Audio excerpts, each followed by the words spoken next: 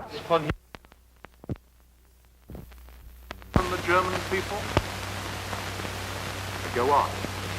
Even if the transportation to the camps is generally taken care of by the Wehrmacht, the population will still attribute this situation to the SS.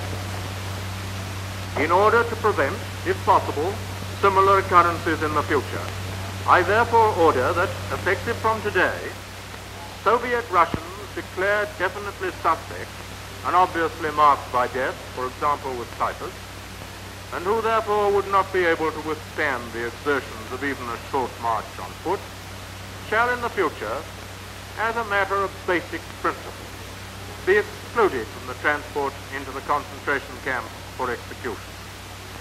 I request that the leaders of the Einsatz commandos be correspondingly informed of this decision without delay.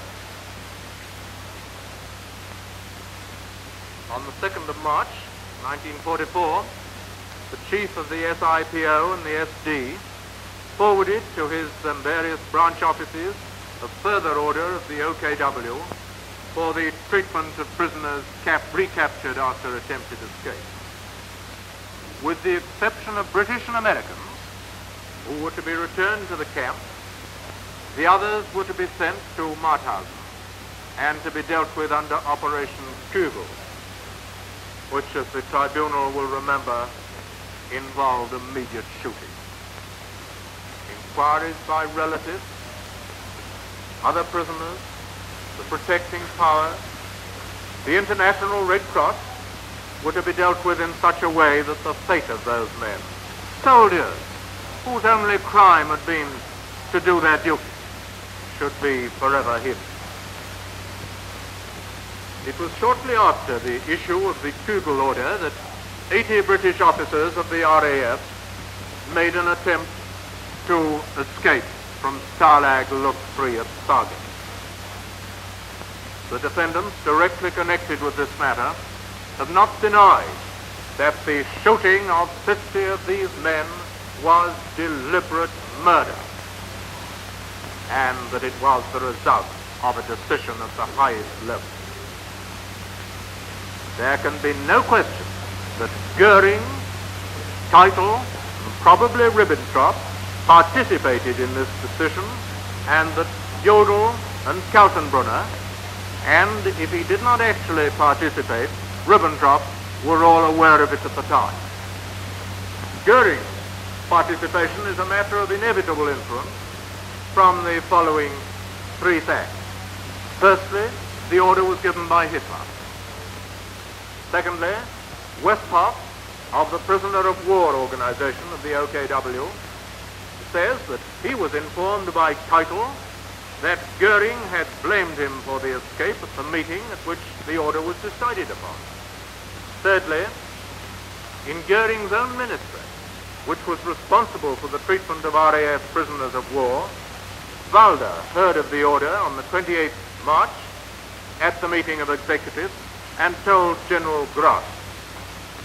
General Grosch informed Forster, who went straight to Milch, Goering's chief of staff, and returned to inform Grosch that Milch had been told and had made the necessary notes. You will say whether you do not consider the denials of Goering and of Milch to be mere perjury. Keitel admits that Hitler ordered transfer to the SD and that he was afraid they might be shot. He told his officers, Gravenitz and Westhoff, I quote, "We must set an example. They will be shot. Probably some have been shot already." And when Gravenitz protested, he replied, I quote, "I don't care a damn." On this evidence that his own officers, surely his complicity is clear in this matter. Jodl said that when Himmler was reporting the escape, he was in the next room, telephone. He heard a very loud discussion going on, and on going to the curtain to hear what it was, he learnt that there had been an escape from Sargent. It is incredible in these circumstances that even if he didn't take part in the decision, he did not, at any rate, know of it from Keitel immediately after the meeting. And knowing of it, he carried on playing his part in the conspiracy. As to Kaltenbrunner's guilt, the meeting at which Walder was informed of the decision was with Müller and Neber, Kaltenbrunner's subordinates. Schellenberg's evidence of the discussion between Neber, Müller, and Kaltenbrunner about this time on the subject of an international Red Cross inquiry about 50 English or American prisoners of war is conclusive. He heard Kaltenbrunner providing his subordinates with the answer to be given to this inconvenient inquiry, and one cannot doubt his full knowledge of the matter. The replies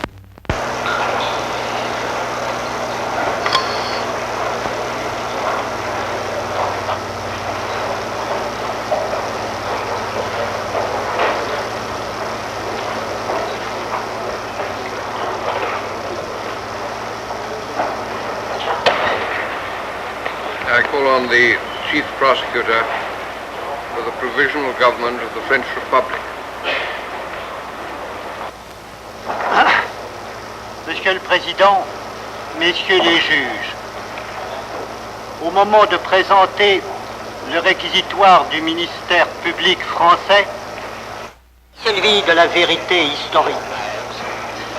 Grâce à lui, l'historien de l'avenir, comme le chroniqueur d'aujourd'hui, saura la vérité sur les événements politiques, diplomatiques, militaires, d'une des périodes les plus tragiques de notre histoire. Il connaîtra les crimes du nazisme, aussi bien que les hésitations, les faiblesses et les omissions des démocraties pacifiques. Il saura que l'œuvre de 20 siècles d'une civilisation qui se croyait éternelle a failli s'écrouler devant le retour d'une nouvelle forme de l'antique barbarie, plus sauvage, d'être plus scientifique. Il saura que les progrès de la technique, que les moyens modernes de la propagande, que les procédés sataniques d'une police bravant les règles les plus élémentaires de l'humanité ont permis à une minorité de criminels de déformer en quelques années la conscience collective d'un grand peuple et de transformer cette nation dont le docteur Sauter parlait à la fin de sa plaidoirie pour von Chirac et dont il disait qu'elle était fidèle, loyale et pleine de vertu, de transformer, dis-je, la nation de Goethe et de Beethoven en celle de Hitler, de Himmler et de Goebbels, pour ne parler que des morts. Il saura que le crime de ces hommes a été essentiellement d'avoir conçu le plus gigantesque plan d'une domination universelle et d'avoir voulu le réaliser par tous les moyens. Par tous les moyens.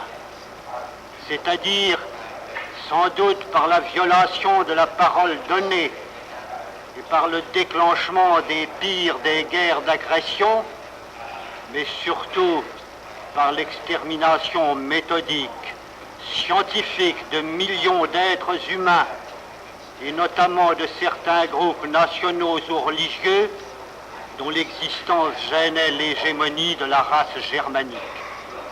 Crime si monstrueux, si inconnu dans l'histoire depuis l'ère chrétienne jusqu'à la naissance de l'hitlérisme, qu'il a fallu créer le néologisme de génocide pour le caractériser, qu'il a fallu accumuler les documents et les témoignages pour le croire possible.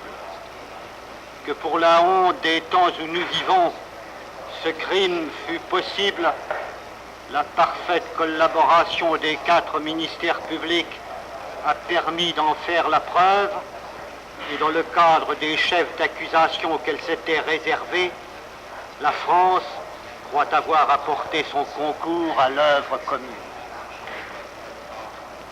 Alors, les accusés ont remis en honneur le système des otages. Ils ont donné sous leur signature des ordres généraux pour la capture et pour l'exécution de milliers